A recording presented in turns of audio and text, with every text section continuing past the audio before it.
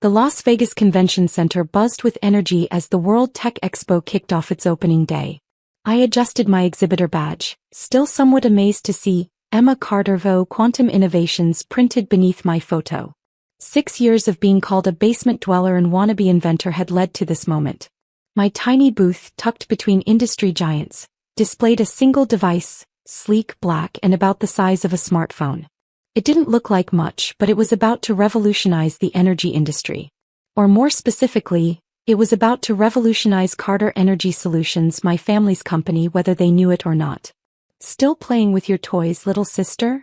I didn't need to turn around to recognize James's voice, filled with the same condescension he'd perfected since our childhood.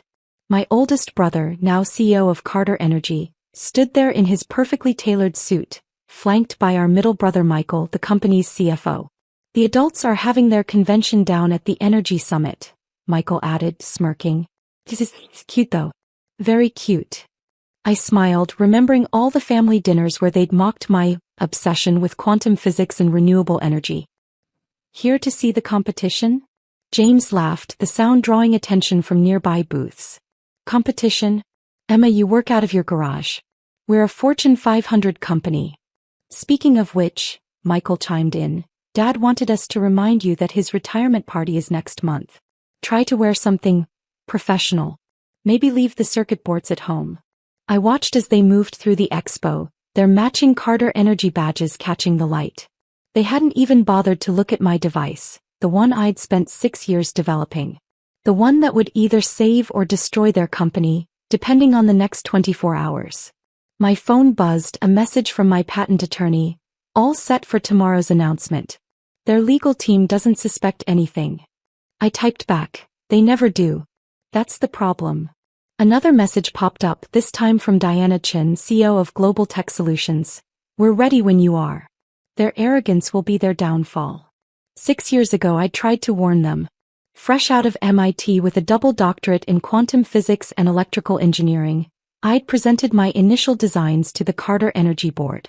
My brothers had led the chorus of laughter, dismissing my renewable energy concept as science fiction. Miss Carter. A voice interrupted my thoughts. I turned to see a young woman in a lab coat, eyes shining with excitement. I'm Dr. Sarah Martinez from Berkeley. Your paper on quantum energy transmission was brilliant. Would you mind signing my copy? As I signed her paper, I caught James watching from across the hall, his expression a mix of confusion and dismissal. He still didn't get it. None of them did. The convention center's speakers crackled. Attention attendees. The keynote presentation will begin in 30 minutes. I began preparing my demonstration unit, knowing that in half an hour, everything would change. My brothers had spent the last 6 years building their real business, expanding Carter Energy's fossil fuel empire, ignoring the shifting market, and dismissing renewable energy as a passing fad. What they didn't know was that their entire infrastructure relied on a transmission technology that was about to become obsolete. A technology whose patent was expiring tonight at midnight. A technology that my quantum device could replace with 90% more efficiency and zero environmental impact. My phone buzzed again, a message from Carter Energy's largest client. Contract ready for signing. Just waiting for the keynote. I looked up to see James and Michael entering the main presentation hall, probably there to mock whatever toys were being unveiled. They had no idea they were about to witness their company's future being rewritten. Miss Carter. A convention organizer appeared. You're on in 20 minutes. I nodded, picking up my device. 6 years of mockery, dismissal, and condescension were about to pay off in ways my brothers couldn't imagine. The main hall of the convention center fell silent as I took the stage.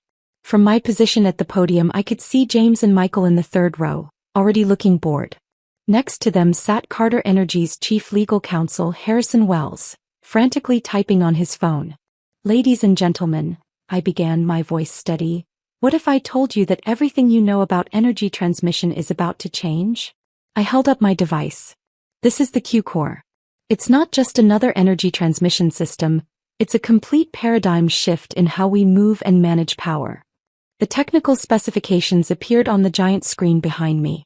I watched Harrison Wells stop typing, his face slowly draining of color as he read the details. Using quantum tunneling principles, The Q-core can transmit power with 98% efficiency, compared to the current industry standard of 75%. I paused, making eye contact with my brothers. And yes, I'm talking about the standard that Carter Energy's entire infrastructure is built upon. James was still smirking, but Michael had started to fidget with his tie. They still didn't get it. But the real breakthrough isn't just the efficiency, I continued. The Q-core is completely compatible with renewable energy sources, something the current systems struggle with. And the best part. I clicked to the next slide. It's already been approved by every major regulatory body worldwide. Harrison Wells was now frantically whispering to my brothers. I could read his lips. She owns the patent, completely locked down, no workarounds. As of midnight tonight, I announced, the patent protection on the current industry standard transmission technology expires. And as of 12:01 a.m., I smiled directly at my brothers. The Q-core becomes the only viable option for any company wanting to stay competitive in the energy market. The room erupted in murmurs. James stood up, his face red, but Michael pulled him back down. They were finally starting to understand. I've already signed partnership agreements with Global Tech Solutions for manufacturing and... I clicked to the final slide, displaying logos of the biggest energy companies worldwide. These industry leaders have already committed to implementing the Q-core technology. Harrison Wells was now openly panicking, showing my brothers document after document on his tablet. I could see the moment it hit them. Every single one of Carter Energy's major clients was on that list. For those interested in licensing the technology, I continued, my team will be accepting meetings starting tomorrow morning. Though I should mention the licensing fee increases by 10% every month for the next year. The room burst into chaos as reporters shouted questions and industry executives rushed to get in line for meetings. Through it all, I kept my eyes on my brothers. James was now standing, shouting into his phone, likely calling our father. Michael sat frozen, staring at the technical specifications with growing horror. They were realizing that while they'd been mocking my toys, I'd been building their replacement. My phone buzzed with a message from Diana Chin. Masterfully done. Their stock is already dropping. Another message followed, this one from Harrison Wells himself. We need to talk. Urgently. I stepped away from the podium as security held back the surge of reporters. 6 years of being the family disappointment, the basement inventor, the dreamer who needed to get a real job. It had all led to this moment. 3 hours after the keynote, I sat in my hotel suite's conference room, watching my brothers and Harrison Wells squirm in their seats. The city lights of Las Vegas twinkled behind them, a fitting backdrop to this showdown 6 years in the making. This is blackmail, James snarled, his perfect suit now wrinkled from hours of panic. No, I corrected, sliding forward the market analysis. This is business. The same real business you were so proud of building. Harrison Wells cleared his throat. Miss Carter. Emma. Surely we can reach some kind of family agreement here. Family agreement? I laughed, pulling out an old notebook. Like the agreement 6 years ago when I brought this technology to the board? I opened it to a page filled with their mocking comments, meticulously recorded. Let me quote, "Come back when you want to do real work instead of playing scientist." Michael, unusually quiet, was studying the technical specifications. This is why you were asking about our infrastructure upgrades last Christmas. Finally catching up, are you? I opened my laptop, displaying Carter Energy's stock price, down 23% since my announcement. While you were building bigger pipelines, I was building the future. Dad will never allow this, James threatened. Right on cue, my phone rang, Dad's face appearing on the screen. I put it on speaker. Emma. His voice was tired, proud, and somewhat amused. I just watched the video of your keynote. Why didn't you tell me? The same reason you didn't tell them that you've been secretly funding my research for the past 3 years. James and Michael's heads snapped up in shock. You what? James shouted. Dad's chuckle filled the room. Did you really think your sister, with her double doctorate in quantum physics expertise, was working out of her garage? I've been watching all of you. Emma was the only one who saw where the industry was really heading.